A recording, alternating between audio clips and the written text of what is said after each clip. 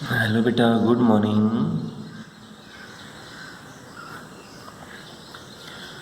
देखो, हम पढ़ रहे थे पहले जो हमारा प्रीवियस टॉपिक था एमसीजी का शॉर्ट में नाम क्या है? Moving coil galvanometer. ये हमारा एक शॉर्ट टॉपिक था।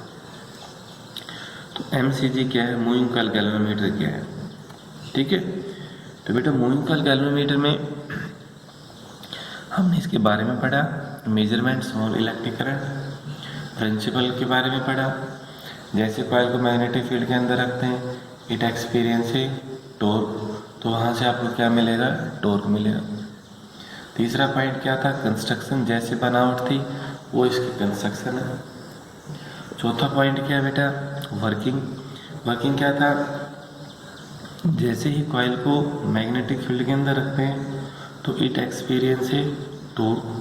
तो टॉर्क बेटा कितना आया था? एक बार मैं फिर से लिखना चाह रहा हूँ दोबारा। ये टॉर्क क्या था? NIBA कोस थीटा, तो मैक्सिमम टॉर्क ये।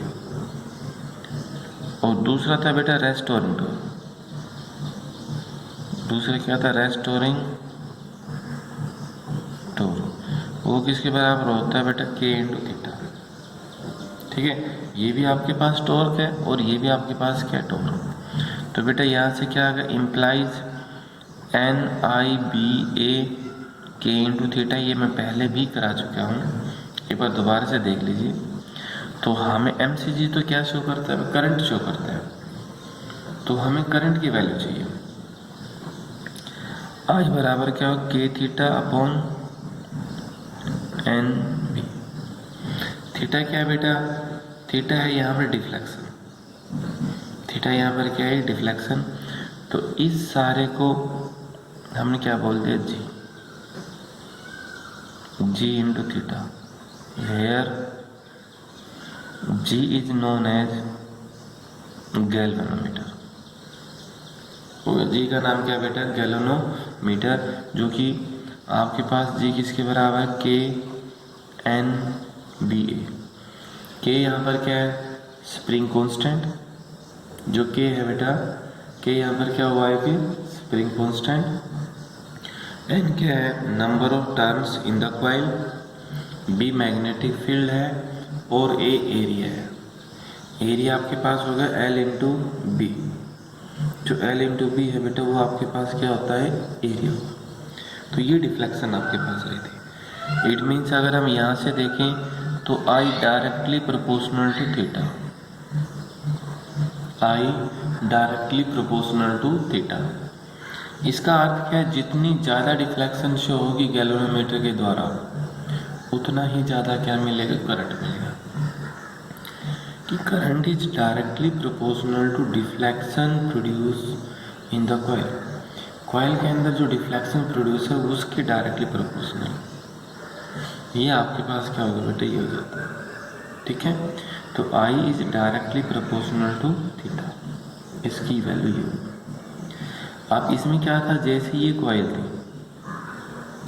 मैं यहाँ पर एक थोड़ा सा छोटा बना रहा हूँ। दो मैग्नेट नॉर्थ और साउथ,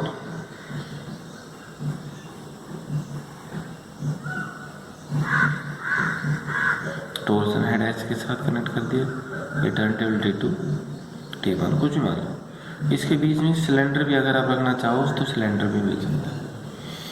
सिलेंडर क्या है? वो मैग्नेटिक फील्ड की डायरेक्शन में मूव करता है, उसके अपोजिट में मूव करता है, ये भी हमें देखना है।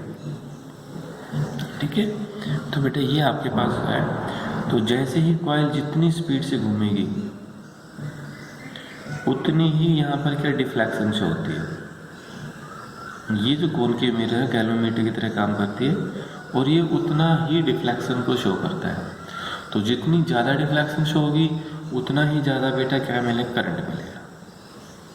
ठीक है, जितनी ज़्यादा डिफ्लेक्शन शो होगी उतनी ही ज़्यादा हमें करंट मिलेगा बेटा। तो ये आपके पास था मूविंग कॉइल गैल्वेनोमीटर का एक जो डेरिवेशन। अब इसके अंदर बेटा आता करंट सेंसिटिविटी क्या आती है? इसके अंदर जो करंट सेंसिटिविटी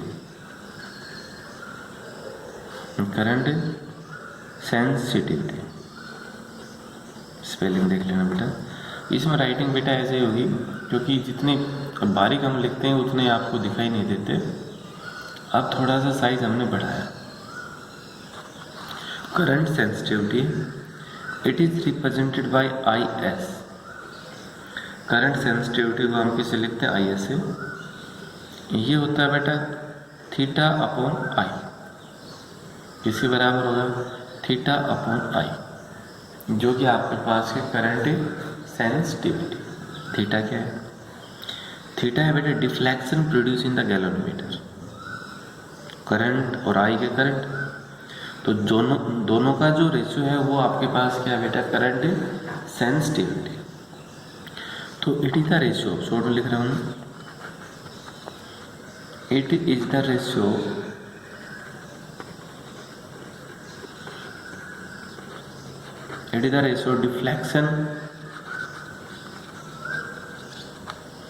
deflection produced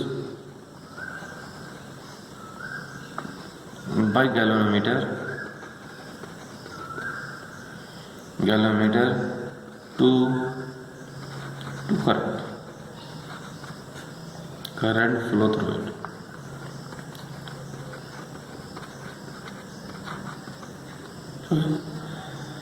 जो डिफ्लेक्शन मिली गैल्वेनोमीटर के द्वारा और करंट जो प्रोड्यूस हुआ, फ्लो हुआ है, उन दोनों का जो रेशियो है वो बेटा क्या है कि करंट सेंसिटिविटी। इसको हम आई ऐसे रिप्रेजेंट करते हैं, थीटा अपॉन आई। थीटा आई आपके पास क्या है? के थीटा अपॉन एन बी ए। पीछे देखना आपने आई की वैल्यू मिलेगी। बुक को अच्छी तरह फॉलो करना, आपको टोटली समझ में आ जाएगा। अच्छी तरह फॉलो करो। थीटा से बेटा थीटा कैंसिल हुआ, आई एस बराबर क्या आगा? एन बी ए अपॉन के। ये करंट सेंसिटिविटी। दूसरा अगर हम देखेंगे इसके अंदर क्या है? Voltage sensitivity. दूसरा क्या है बेटा? Voltage sensitivity. अब हेलो, वोल्टेज सेंसिटिविटी क्या है? हमें ये चाहिए कि वोल्टेज सेंसिटिविटी क्या होती है। तो वोल्टेज सेंसिटिविटी को बेटा किससे रिप्रेजेंट किया गया है? यहाँ पर वी एस से, डिफ्लेक्शन पर यूनिट पोटेंशियल। जो डिफ्लेक्शन है और पोटेंशियल दोनों का जो रेशियो है बेटा वो आपके पास क्या है? Voltage sensitivity.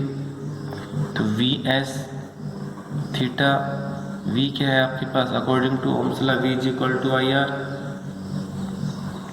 थीटा आई का मान फिर से हम क्या रख दें?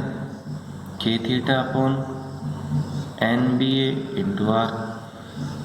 कैंसिल होगा V S N B A upon K R. ये बेटा आपके पास क्या हो गया कि वोल्टेज सेंसिटिविटी। अगर हमें करंट सेंसिटिविटी की यूनिट चाहिए, यूनिट जैसे आई एस चाहिए, डिफ्लेक्शन पर यूनिट करंट, ठीक है। तो बेटा डिफ्लेक्शन एक एंगल हुआ, उसकी कोई पर्टिकुलर यूनिट नहीं होती, but it can be measure in radian और आई करंट। तो क्या होगा बेटा? रेडियन पर एम्पियर। तो क्या होगा ये? रेडियन पर ampere is known is the unit of current sensitivity. Voltage sensitivity deflection per unit potential, तो रेडियन पर वोल्ट। तो वो बेटा क्या होगा? रेडियन पर वोल्ट और डाइवर्जन पर वोल्ट। ये रेडियन की वजह क्या आ सकता है? डाइवर्जन। ये पर वोल्ट, इसकी बजाय भी आप क्या लिख सकते हो? डाइवर्जन पर वोल्ट। तो बेटा ये आपके पास था कि मूविंग कॉइल गैल्वेनोमीटर MCG। अच्छी तरह से टॉपिक पढ़ना, बुक को अच्छी तरह से फॉलो करना। किसी के अगर कोई समझ में नहीं आता बेटा आया, तो मेरे नंबर से आप कॉल कर सकते हो, किसी भी टाइम कॉल कर सकते हो। मैं कोशिश करूँगा कि आपको फ़ोन के ऊपर जो भी पॉइंट है, जहाँ पर भी आपको जो पॉइंट समझ नहीं आया, आप without hesitation you can contact me, और आपकी प्रॉब्लम है जहाँ तक होगी सॉल्व होगी, ठीक है। तो बेटा इस टॉपिक को आपने अच्छी तरह से पढ़ना है बुक के अंदर से, क्योंकि मोस्टली क्वेश्चन आता है।